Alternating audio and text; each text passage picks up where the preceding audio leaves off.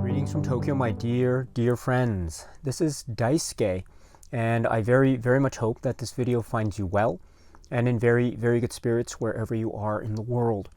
And today, if you don't mind, I would like to continue on with our journey, our discussions, our explorations, and indeed our discoveries with respect to a very special and brilliant release made by the Criterion Collection earlier this year in 2021.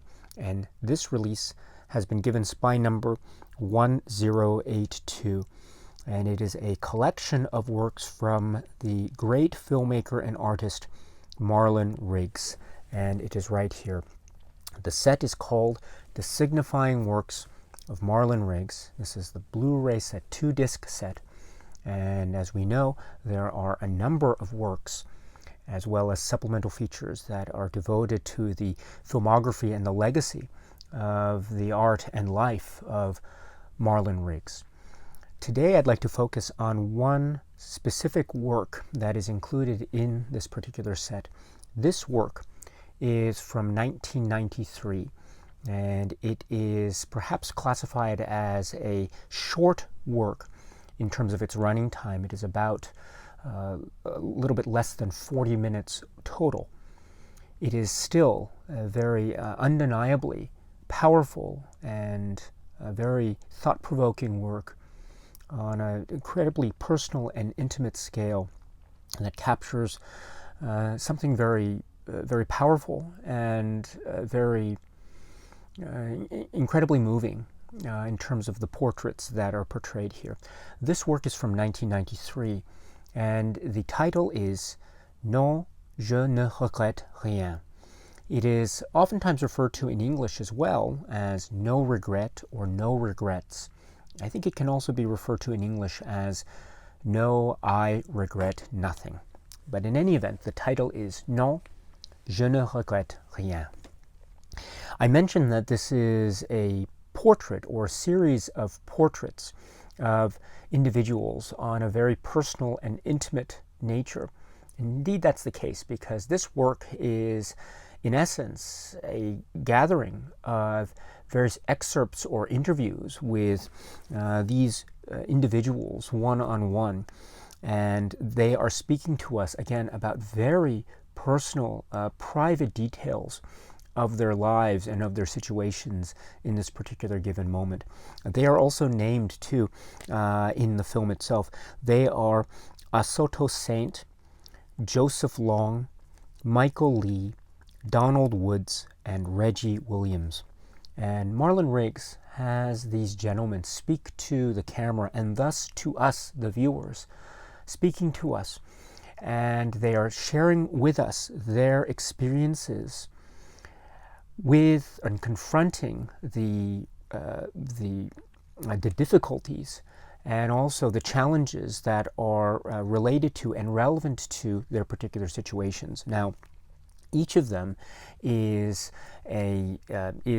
confronting the virus, HIV virus, and also they are thus talking about HIV, what they perceive to be the issues in terms of society and certain stigmas associated with HIV, the virus, as well as AIDS.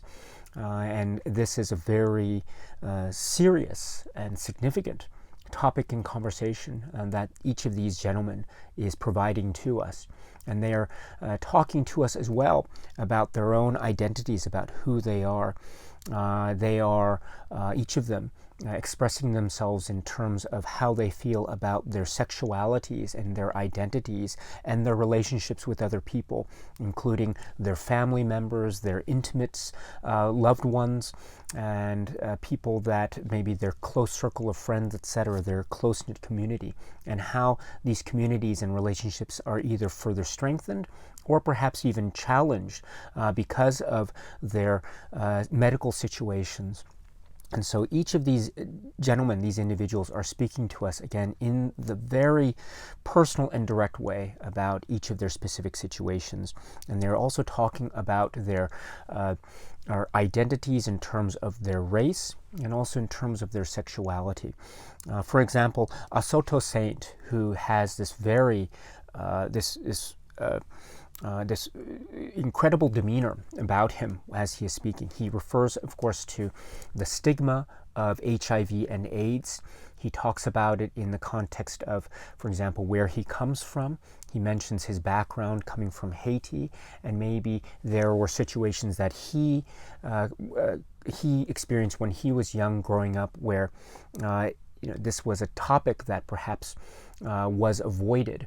And he also explains this type of stigma, or what he recognizes as a type of stigma, in his current situation, in his current environment with the various people that he interacts with as well, maybe on a personal level, but also on a more societal perspective level. And so, but he is also very defiant, and he says that there's a very famous moment where Soto Saint expresses quite directly to the camera ideas about how he is defiant and he resists this notion of a societal imposed stigma with respect to those who have been who are infected with this virus. He declares this is a fact, it is a medical condition, this is nothing to be ashamed of, this is nothing to feel guilty about.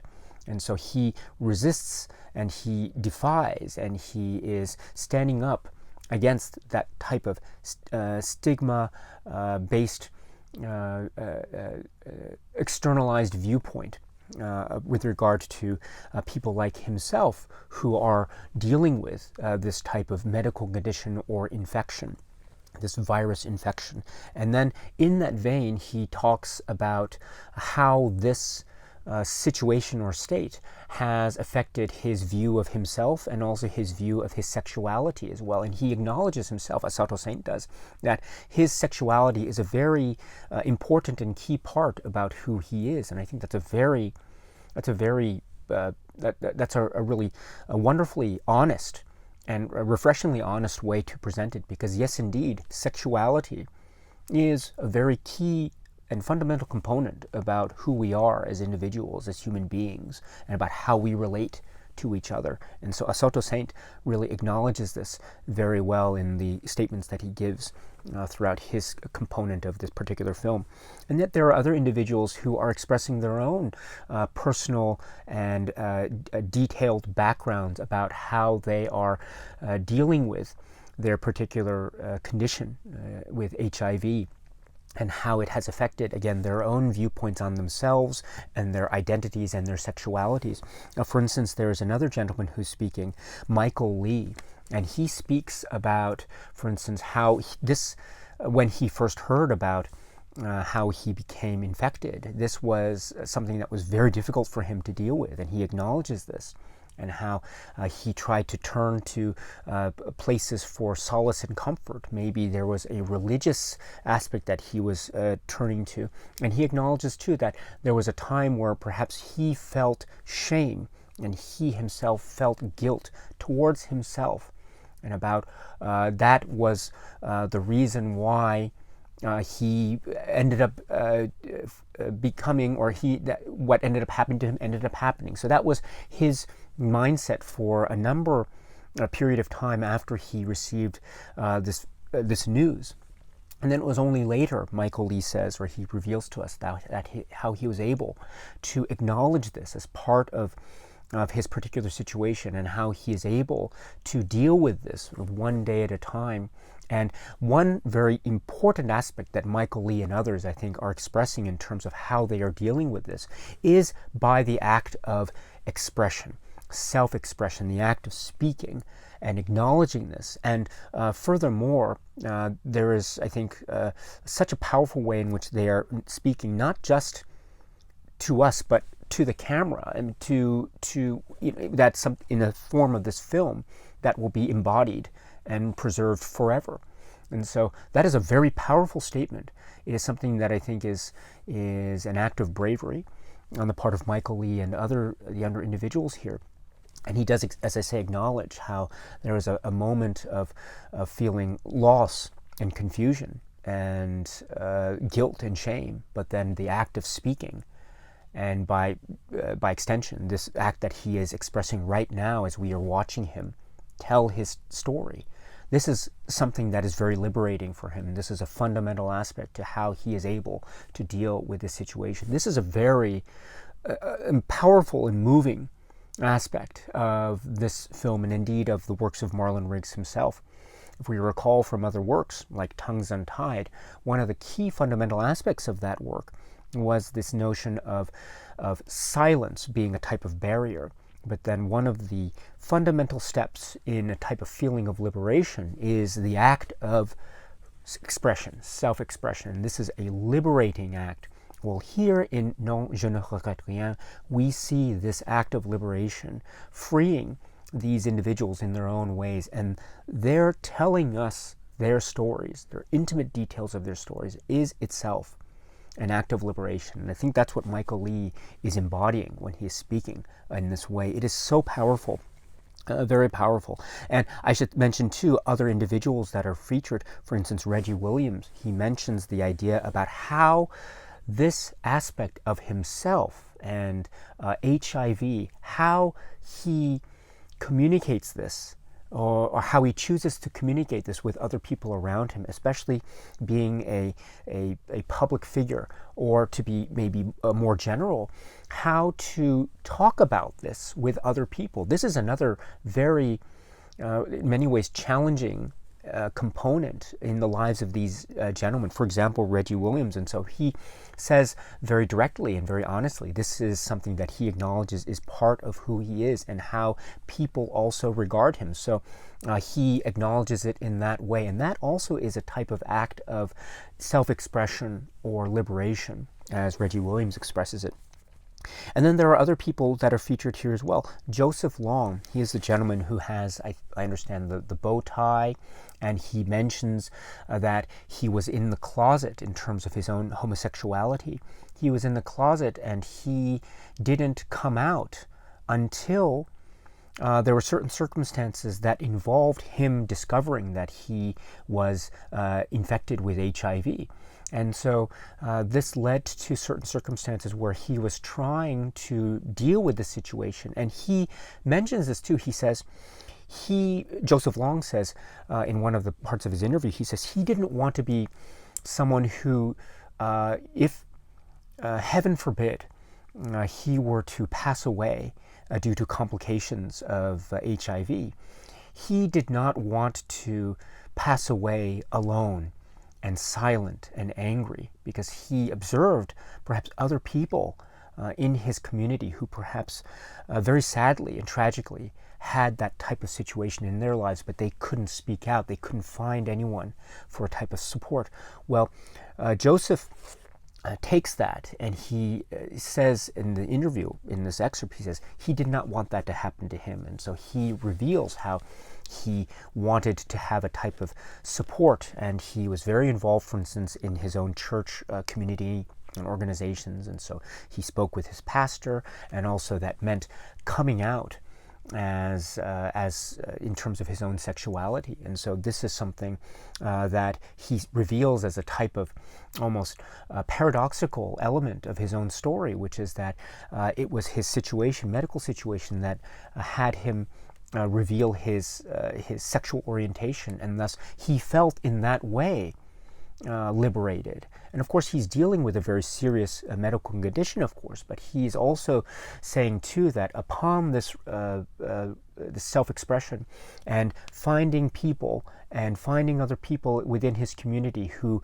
maybe are undergoing or experiencing similar or same situations, he is thus able to find feelings of liberation, but also roots of paths of education.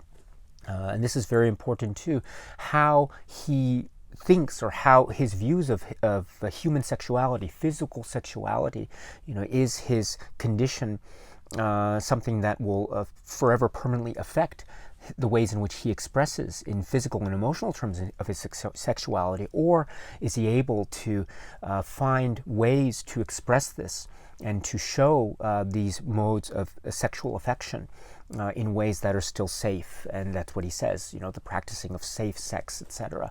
And so he reveals too about how he became more educated about sexual education, sex ed, and how this also helped him to deal with his personal situation. So this is a very powerful, I think, story that Mr. Long is also revealing to us.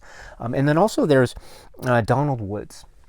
Donald Woods is the gentleman who is also talking about a type of resistance that he feels towards the notion of HIV and AIDS as a type of stigma, something to feel guilty about. He resists the notion that one needs to apologize for having contracted HIV. And so he is also very much part of this conversation alongside people like Soto Saint. And Donald Woods, I should say, also contributes some poetry readings as well as associations with visual art forms, which we understand are from Michael Lee, etc.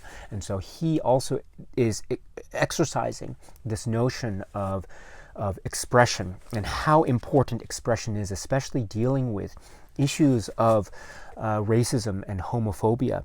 And he expresses it so well too. He says something so profound, which is, he talks about sexuality and sex, and he says the right, he expresses it as a right, a type of human right, the right to sex, the right to sexuality, and there is no reason for shame.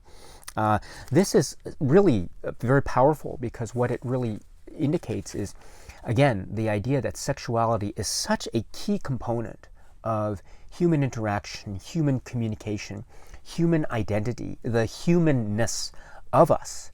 This is a very key component, and for many people it is, I think, very crucial. And so, and the fact that Donald Woods here is regarding to it as a type of human right, this makes this type of discussion very fundamental, and I think also ultimately it links it, it gives it it was already there to begin with, of course, but this notion of reminding us about how universal the messages that these gentlemen are talking about, how universal they are. This idea of trying honestly, earnestly to understand what it is that is going on with their physical conditions and this very serious virus, but at the same time trying to maintain and preserve and protect, as well as uphold and celebrate their own lives and their own selves, whether it be through their racial identity or their sexual orientation or who it is they are themselves. This is so important. This is so very important. And each person has his or her own way of expressing this, because each of us has our own specific story. And so this statement that Mr. Woods provides here reminds me of this fundamental, important, universal, almost truth. And so this is very, very important and so moving, the way he expresses this so very much. Again, they talk in their very specific experiences about how they tried to tell people in their family, how it was, for instance, they tried to tell their mothers. Michael Lee has a very powerful, emotional story about how he tried to explain the situation to his own mother. And also it comes back to the idea of is this something to be ashamed of, or is this part of who these people are, but in a way that they can accept it, understand it, and express it, and still be true to who they are themselves. This is a very, very powerful statement, or set of statements, or set of expressions, self-expressions from each of these individuals. It is mind-boggling, the depth of honesty that's going on. And indeed, it is very brave too, because a lot of these details, I think, are incredibly, they're very personal, and they're very private, and very, very emotional. And this type of interview process does open them up to scrutiny from viewers, etc. But they are still doing it all the same. And so this, I think, is a very, in that way too, an incredibly powerful collection and portrait of these individuals. And as I say, these gentlemen each has their own perspective. Asato Saint does, Joseph Long, Michael Lee, Donald Woods, Reggie Williams, and it's being expressed in this very respectful and creative way that we have come to know from the great artist Marlon Riggs. We see the application of the spoken word poetry reading, Donald Woods, some visual art representations, Michael Lee. We see the way in which the framing is also suggestive of a type of a visual barrier of silence. We see the disembodied parts of the face at the beginning as people are trying to tell us their story for the first time, but it gradually reveals maybe close-ups of hands, but then it shows the face. And it shows the faces of these individuals, these human beings, and they are looking at us, and we are looking back at them, and they are sharing with us. And this is a very powerful reveal.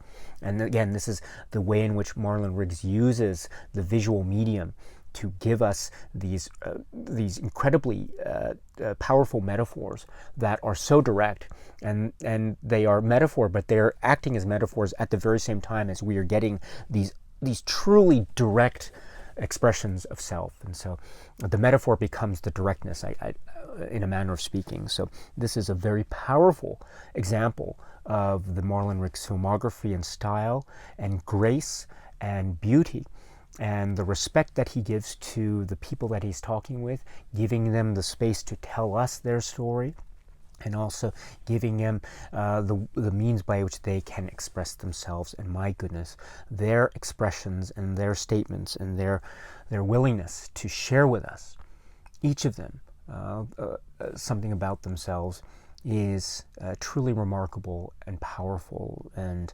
awe-inspiring. What makes this film oh so powerful indeed. This is Asato Saint, Joseph Long, Michael Lee, Donald Woods, Reggie Williams. Is featured in this work by Marlon Riggs. Non, je ne regrette rien. Okay, my friends, so that's it for now. And so until we meet again, please be happy and healthy and well, and please keep on watching a lot of great, great movies. Thank you so much, as always, for your time. I very, very much appreciate it. Stay strong, stay safe, and cheers.